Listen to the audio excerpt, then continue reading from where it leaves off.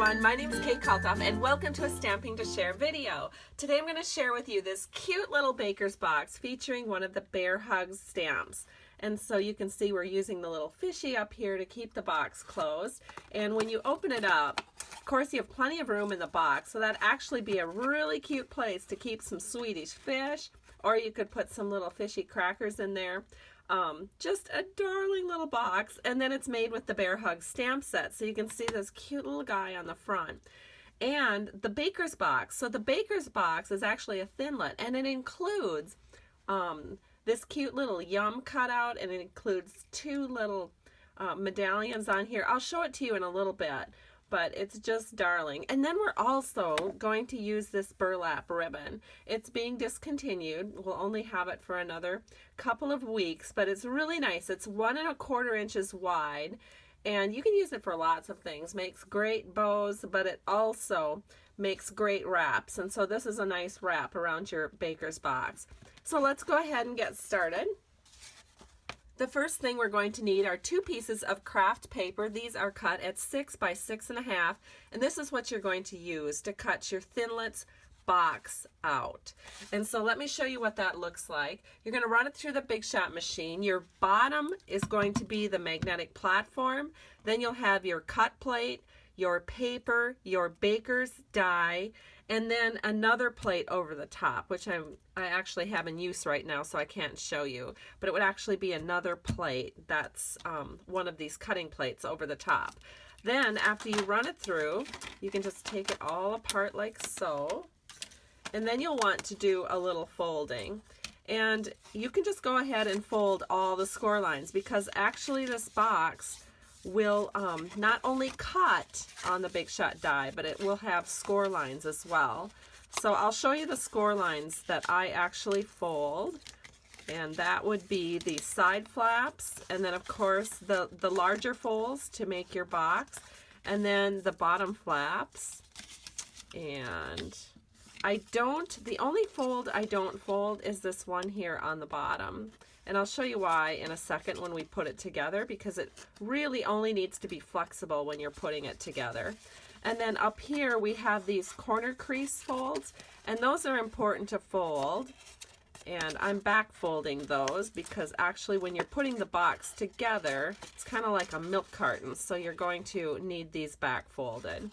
And so now that we have this together, so here's the second piece that I already have ready in advance, and you'll notice that I already have tear and tape on it. And so I'm going to put tear and tape on this one too. And I often get asked, well, how do you know where to put your tear and tape? Well, all I can say is just practice putting your box together before you actually put any tape on, and then you'll know. So what I'm going to do is I have both of the boxes folded, got the tear and tape here, and now I'm going to put tear and tape here. And to do that, I like to actually use my bone folder when I'm using my tear and tape. So I'm just going to find the end of my tear tape. I'm going to put it right here where I want it. And then just as I get down to the edge, I just take my bone folder, hold it in place, and pull up on the tape. And that's just a really quick and easy way to tear your tape. And the bone folder makes a little bit nicer of a fold. Sometimes when you tear it by hand, you'll end up with a long streak or something like this, and then it sticks over the edge, and then you're trimming, and then you're getting your scissors all gunky. So the bone folder actually works really well for that. And so here we go. We have our box ready to be assembled. So we're going to go ahead and do that. So I'm just going to pull off the tear and tape adhesive. So there's one, here's the other. And then what we're going to do is we're just going to set this next to each other. Make sure our bottom pieces line up perfectly. In fact, sometimes it's even helpful to use your grid paper and just make sure that everything is all on the same line and lined up really, really well before we go ahead and press this flat. So we have this one lined up, and we have this one up here lined up. So I'm just going to press that into place. And as you can see, there's not much left to put together our box. So sometimes if you have trouble grabbing the tear and tape, it's really easy just to take a paper piercing tool and just get one of those ends started.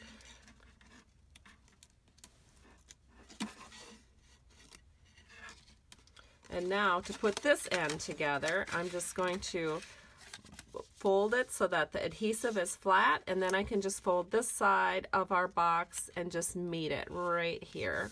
And again, give it a good press, and then our box is pretty much almost together here. So to put our bottoms together, what I like to do is I like to start on the left, bring down the top, bring over the right, and then this is where this little flap comes in handy, where there's a little bit of a crease there. You can use that to kind of get that started so it goes underneath. And then you have this set so that it's one of those kind of like a box folds. And what I like to do is I like to use just, now at this point, I just like to take a little bit of multi-purpose liquid glue, squeeze it under each section, and then I can just push it all together and then hold it in place for just a minute. I can press it down on the inside too. But that's going to keep my box nice and sturdy, and then I don't have to worry about the bottom falling out, especially if you're putting in some heavier things. So I think Swedish fish, they're kind of like a gummy type thing, but they're a heavier gummy. They're not your lightweight gummies. And so if you're going to put anything with any kind of weight in, I would suggest going ahead and securing the bottom of the box too. So now we can go ahead and set this aside for a second because we are going to do a little bit of stamping. So I have a piece of scrap Tangelo Twist and a piece of scrap Craft. We're going to take our little bear, ink him up with chocolate chip, and just press him down on this piece of scrap Craft paper. And he looks so cute in the chocolate chip. I just love that color for my bears. And then we're going to take the little fish and we're going to stamp him right here. So he's just tone on tone. So he's Tangelo Twist ink with the Tangelo Twist paper.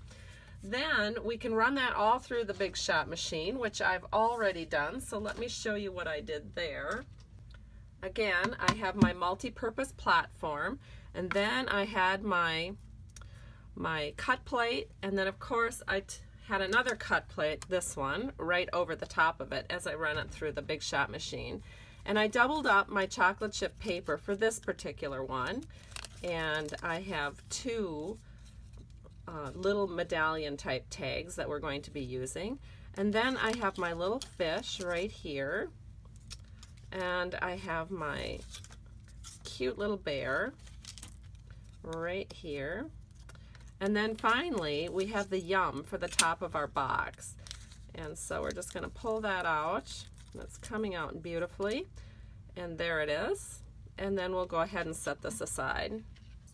So now I can show you what these dies look like. This is the Bear Hug dies, and of course it coordinates with the Bear Hug stamp set. Really cute for making Father's Day cards or little treat boxes like I'm showing you now. And here you have your baker's box, and I really love this because it makes, of course, the cute little treat boxes that I'm showing you today, but it also has lots of other accessories. It's got the yum, it's got some tags, and it's got a little heart down here. So lots of different ways that you can decorate your box once you have your box created.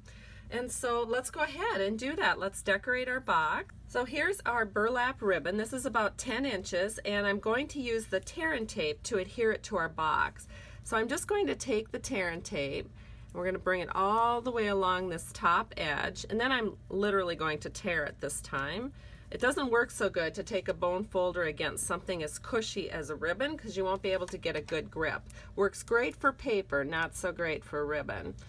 But tear and tape is an awesome adhesive. It's super sticky and it's not messy, and so adhering ribbon is just a snap. I love it. And so here we go. We've got our tear and tape already on the ribbon, and then we're just going to peel off the backing on this adhesive. Then we're going to bring our box into the picture. We're going to set it up so that this is the front panel of our box, and we're just going to set our tear and tape edge right there in the middle, and then we're going to bring our ribbon around to each side of the box, and we're just setting it down as we go around. And then this should work out pretty good here. So you can see that that pretty much fits exactly right across this box here. So let me get rid of a couple of these little strands.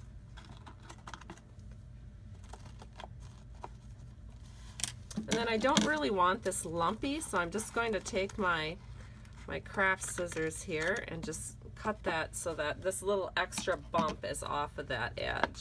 And there we go. So we have about a perfect fit with the 10-inch strip of ribbon. And then we're going to go ahead and put our little tag pieces in place.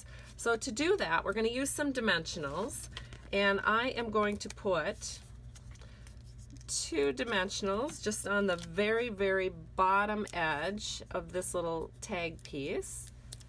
And that's going to go right here on the bottom of our baker's box. So I'm just kind of making sure that both of these triangles look about the same, and then I know I've got it nice and even.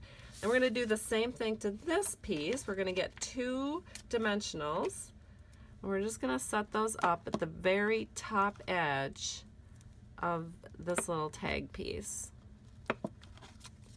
And then we'll take off the peelies. And then we're going to set this one right up here at the top edge of our box, making sure that it's about as even as we can get it. And that looks good. Now we've got our cute little bear, and he needs to go right here.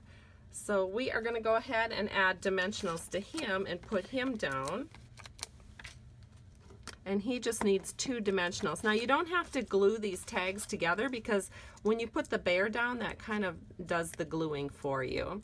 So we're going to take off these peelies, and we're going to stick our bear on here, right here.